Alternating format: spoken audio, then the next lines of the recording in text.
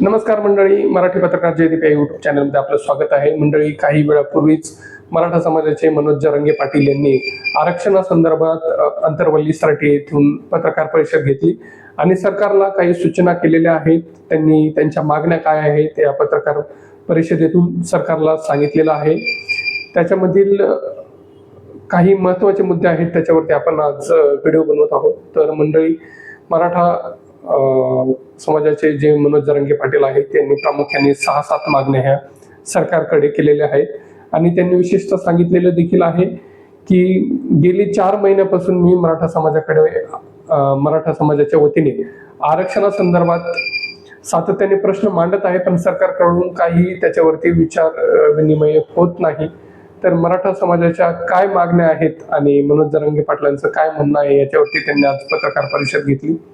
प्रामुख्याने त्यांनी 5-6 मागण्या ज्या आहेत ते सरकार संदर्भात मांडलेल्या आहेत. त्यांचं म्हणणं आहे की मराठा समाजाला संपूर्णरित्या आरक्षण मिळावं, मराठा आणि कुणबी हे एकच आहेत याचा देखील GR लागू करण्यात यावा आणि जे हैदराबाद गॅझेट आहे ते देखील लागू करून अंमलात आणणे ही देखील प्रामुख्याने त्यांची दुसरी मागणी आहे. त्याचप्रमाणे मराठा समाजातील जे सगळे सोयरे आहेत, ज्यांच्या कुणबी नोंदी नाही आहेत, त्यांना देखील सगळे सोयरेमध्ये मिसळून घ्यावे आणि मराठा आरक्षण त्यांना देखील लागू करण्यात यावे, हे देखील त्यांची 4थी मागणी होती. 5वी मागणी ही अतिशय रास्त आहे. मराठा समाजाचे आरक्षण गेली 4-5 वर्षापासून मराठा समाज मागत आहे. त्याच्यामध्ये भरपूर जणांनी आरक्षण मिळावं म्हणून आत्महत्या केलेल्या आहेत. त्यांच्या परिवारातील लोकांना शासनाच्या वतीने सरकारी नोकऱ्या मिळाव्यात, हे देखील जरांगे पाटलांनी महत्वाची मागणी केलेली आहे. या मागण्या सर्व रास्त मानलेल्या जात आहेत, कारण की मराठा समाजाचं या मराठा आरक्षणासंदर्भात खूप जास्त प्रमाणात नुकसान झालेलं आहे. सरकारकडून 10% आरक्षण देण्यात देखील आलेलं आहे, पण जरांगे पाटलांचं म्हणणं असं आहे की संपूर्णरित्या हे मराठा समाजाला आरक्षण मिळालंच पाहिजे आणि त्याच्या अनुषंगाने बुधवारी सकाळी 10 वाजता मनोज जरांगे पाटील हे अंतरवली सराटी येथून त्यांच्या आंदोलनाला सुरुवात करणार आहेत. 10 वाजता ते अंतरवली सराटीतून अहिल्यानगर मार्गे पुणे अशा प्रकारे ते मुंबई गाठणार आहेत. 27 तारखेला ते अंतरवली सराटीमधून निघणार आहेत. त्यांनी समाजाच्या सर्व घटकांना कशा प्रकारे नियोजन करायचं याच्या संदर्भात काल रविवारी बालाघाट मांजरसुंबा येथे अतिशय मोठ्या प्रमाणात इशारा बैठक देखील घेतली. या बैठकीच्या अनुषंगाने देखील खूप मोठ्या प्रमाणात बैठक झाली. त्या बैठकीतून जरांगे पाटलांनी सर्व मराठा समाजाच्या कार्यकर्त्यांना संबोधले देखील आहे आणि त्याच्या माध्यमातूनच त्यांनी तिथून जे देवेंद्र फडणवीस सरकार आहे यांना इशारा बैठकीतून इशारा देखील दिलेला आहे.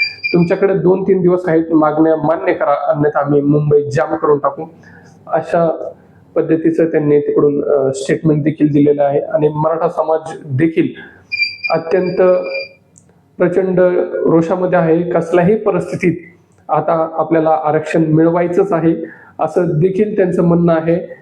प्रत्येक गाव, खेडे, तालुक्यातून, जिल्ह्यातून आणि संपूर्ण महाराष्ट्रभरामधून बुधवारी हे मराठा बांधव मुंबईसाठी कूच करणार आहेत. त्यांनी ज्या मागण्या केलेल्या आहेत त्या मागण्या योग्य आहेत का नाही याच्यावरती सरकार गेले 4 महिन्यापासून चर्चा, विचार विनिमय करत आहे. याच्यामधूनच सरकारची आता कोंडी झालेली आपल्याला पाहायला मिळत आहे, कारण की बुधवारी गणपती विसर्जन आहे आणि प्रामुख्याने पुणे, मुंबई आणि कोकणात हा उत्साह खूप मोठ्या प्रमाणात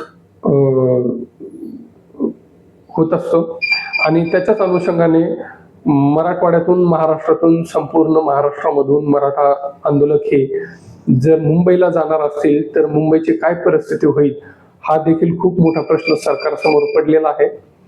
प्रामुख्याने जरांगे पाटलांनी ज्या मागण्या केलेल्या आहेत या मागण्या योग्य आहेत का अयोग्य आहेत हे देखील सरकारकडून स्टेटमेंट देण्यात येत नाहीये.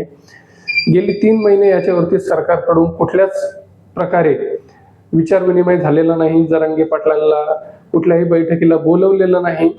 नेमकं सरकारच्या मनामध्ये काय आहे, सरकारला या घटनेचा काही फरक पडतोय का नाही, हा देखील खूप मोठा प्रश्न आहे. जरांगे पाटील हे सातत्याने 4-5 महिने झाले संपूर्ण महाराष्ट्रभरामध्ये फिरत आहेत.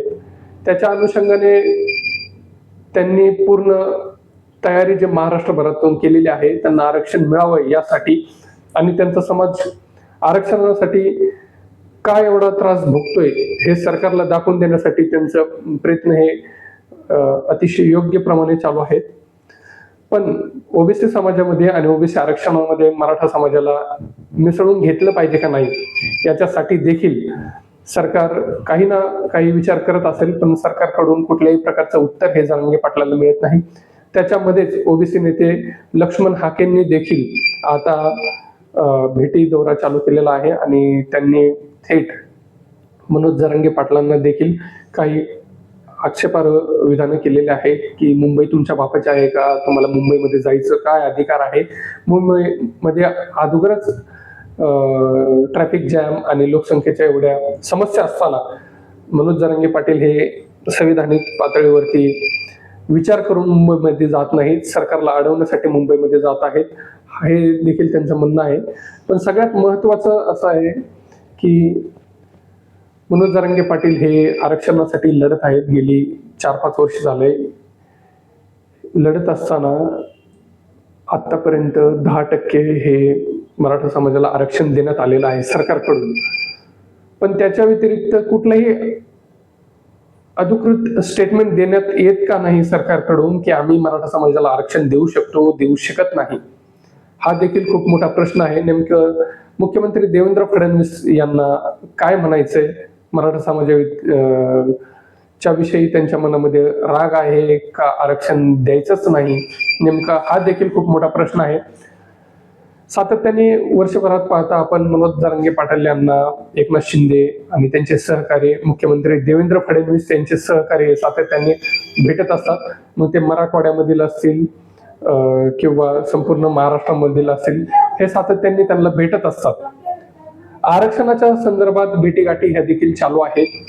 पण संपूर्ण महाराष्ट्रभरामध्ये जरांगे पाटील हे आरक्षणासाठी जर लढत असतील तर सरकारकडून देखील काहीतरी उत्तर मिळणं अपेक्षित आहे आणि त्यांच्या पाठीमागे जो करोडोंचा मराठा समाज आहे यांना देखील आता जरांगे पाटलांकडून अपेक्षा आहेत. त्याच्यामुळे जरांगे पाटील देतील तो शब्द मराठा समाज संपूर्ण मान्य करायला तयार आहे. आणि याच अनुषंगाने जरांगे पाटीलांनी हे पत्रकार परिषदेमध्ये बोलले आहे की आता ही जी लढाई आहे ही शेवटची लढाई आहे. एकतर आम्ही आरक्षण मिळवूच किंवा आरक्षण घेऊच आणि त्याच्यासाठी आम्ही मुंबईला येणार म्हणजे येणारच आहेत. एकतर तुम्हाला मुंबईत येण्या अगोदर आरक्षण द्यावं लागेल किंवा आम्ही मुंबईमध्ये आरक्षण घेतल्याशिवाय मुंबईमधून पाठी फिरणार नाहीत, अशा देखील स्वरूपाचं त्यांनी बोललेलं आहे.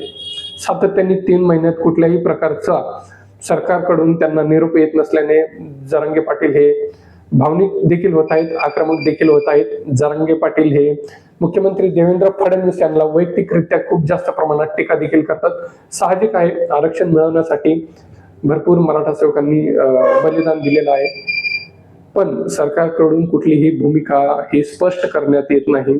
शेवटी एवढ्या मोठ्या समाजाच्या अपेक्षा असणारे जरांगे पाटील देखील वैयक्तिकरित्या भावनिक होतात आणि ते अशा प्रकारे स्टेटमेंट देखील करतायत. मुख्यमंत्री देवेंद्र फडणवीस यांना एकेरी देखील ते खूप जास्त प्रमाणात बोलत आहेत. नेमकं हे घडलं जात आहे का घडवलं जात आहे सरकारकडून, हा देखील एक खूप मोठा प्रश्न आहे. कारण की जरांगे पाटील यांच्या मागण्या आहेत, काहीतरी सरकारने याच्यावरती योग्य निर्णय घेतला पाहिजे आणि मराठा समाजाचे एवढे मोठे प्रश्न प्रलंबित आहेत त्याच्या संदर्भात देखील समाज या नात्याने जरांगे पाटील जरी लढत असले तरी त्यांना आमदार खासदारांचा प्रचंड प्रमाणामध्ये पाठिंबा मिळत आहे. पण अधिकृतरित्या कुठल्याही आमदार खासदाराकडून, विशेषतः महायुतीच्या सरकारमधील खासदार आमदारांकडून पाठिंबा जरी मिळत असला तरी अधिकृतरित्या ते मराठा समाजाला पाठिंबा देत का नाहीत, हा देखील खूप मोठा प्रश्न आहे. मुख्यमंत्री देवेंद्र फडणवीस यांचा दबाव आहे का, याच्या मागून काय दुसऱ्या खेळी खेळल्या जातात का, हा देखील मोठा प्रश्न आहे. नेमकं खासदार आमदार यांना आरक्षण हवंय की नको, मराठा समाजाला आरक्षण मिळवून द्यायचंय का नाही, हा देखील खूप मोठा प्रश्न आहे. प्रामुख्याने जे आता अर्धा तासापूर्वी मनोज जरांगे पाटलांच्या अंतरवली सराटीमधून जी पत्रकार परिषद झाली, याच्यामधून त्यांनी एक शेवटचा इशारा देखील दिलेला आहे. मी बुधवारी आंतरवली सराटी सोडल्याच्या नंतर कुठल्याही मंत्री सरकारचं काही घेणं देणं ऐकत नसतो, हा प्रामुख्याने त्यांचा प्रश्न आहे. आणि त्यांनी सांगितलेलं आहे, सरकार आणि देवेंद्र फडणवीस यांच्याकडे 2 दिवसाचा कालावधी आहे, त्याच्यानंतर मी कुणाच्याही प्रश्नाला उत्तर देत नसतो आणि मी मुंबई गाठत असतो. हा देखील इशारा मराठा समाजाचे मनोज जरांगे पाटील यांनी दिलेला आहे. मित्रांनो, सद्यस्थिती पाहता सरकारला यावरती काहीतरी विचार करणं गरजेचं आहे. 2 दिवसात सरकारने यावरती निर्णय घेणं देखील गरजेचं आहे. अन्यथा मनोज जरांगे पाटील यांनी जर मुंबईसाठी कूच केली, आंतरवली सोडली, तर प्रामुख्याने सर्वसामान्य माणसांवरती मुंबईमध्ये खूप जास्त प्रमाणात अगोदरच लोकसंख्या आहे, ट्रॅफिक जाम आहे, असंख्य समस्या आहेत. एवढा मोठा समाज घेऊन मनोज जरांगे पाटील मुंबईला जाणार आहे, तर साहजिक आहे खूप सगळ्या अडचणींचा सामना मराठा समाजाला देखील करावा लागणार आहे, पोलीस प्रशासनाला देखील करावा लागणार आहे आणि महाराष्ट्रभरामध्ये खूप मोठी समस्या ही निर्माण होऊ शकते. याच्या अनुषंगाने सरकारला काहीतरी योग्य निर्णय घ्यावा लागेल. अन्यथा 1 वर्षापूर्वी आंतरवली सराटीमध्ये जो प्रकरण घडलं, असंख्य महिला भगिनींना मारहाण करण्यात आली, पोलीस प्रशासनाकडून दंगलमय परिस्थिती निर्माण देखील झाली होती.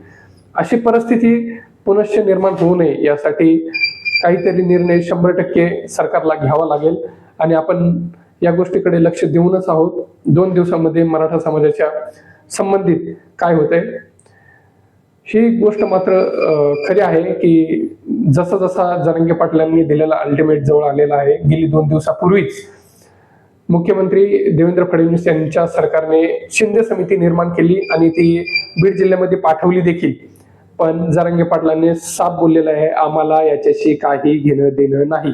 आम्हाला GR पाहिजेत, आम्हाला निर्णय पास केलेले पाहिजेत, आम्हाला प्रसिद्धी पत्रक पाहिजे, तरच आम्ही मानू, अन्यथा आम्ही मुंबई गाठणार. या निर्णयावरती जरांगे पाटील हे ठाम आहेत. मित्रांनो, तुम्हाला मराठा आरक्षणासंदर्भात काय वाटतं कमेंटमध्ये नक्की कळवा आणि आपण या विषयावरती लक्ष घालूनच आहेत.